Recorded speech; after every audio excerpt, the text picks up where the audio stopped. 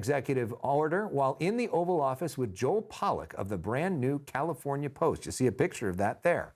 After breaking that story, Joel Pollak, opinion editor at the California Post, joins me now with his brand new hat, which looks familiar, and the copy of the California Post, which just launched yesterday. That's right. Congratulations on the brand new venture. What is the executive order? The executive order essentially takes over the permitting process, especially where any federal money is involved at the state and local level, with the goal of speeding up the rebuilding process, not just in Pacific Palisades, but also in the area of the Eaton fire. And there's a separate section of the executive order that looks at $3 billion that the federal government gave to the state of California for spending to prevent or mitigate wildfires. And they want to look at what happened to the money and how it was spent. And so he's suggesting that Lee Zeldin, the EPA administrator, is now going to oversee all this?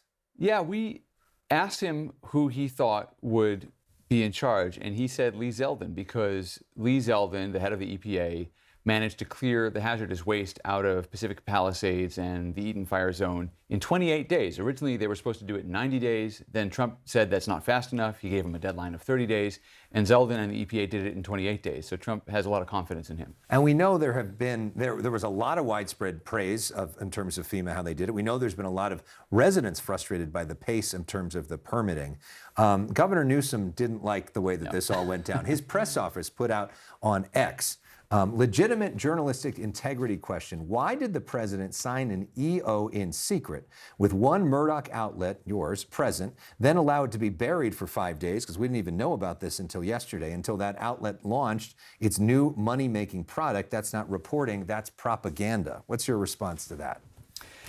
You know, I used to get irritated as a California resident, and especially as a Pacific Palisades resident who saw my neighborhood destroyed. I used to get irritated when Newsom and the press office account would say things like that. But it hit me today, as I was thinking about this executive order, that one of the reasons President Trump acted was precisely because Newsom and his press office were being so rude, so provocative, trolling him all the time. I think he just decided to step in and say, okay, I'm going to show you that I can do your job better than you can. And again, that annoyance that I had turned into surprise and maybe even appreciation for Governor Newsom, because if he hadn't been such a jerk, Trump never would have acted.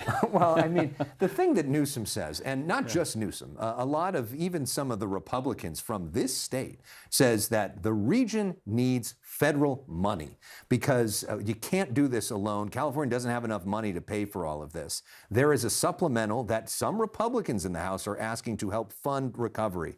Did you ask President Trump about that, and is he going to agree to it just like so many presidents have in the past? You know, I asked White House officials early last year, right after the fire, what they were planning to do. And their attitude was, the president always lets this money go through. We're just going to give the state of California whatever they ask for. As Newsom began suing Trump over every policy in court and trolling him on social media, that attitude changed. People felt that the relationship between the state government and the federal government had been destroyed.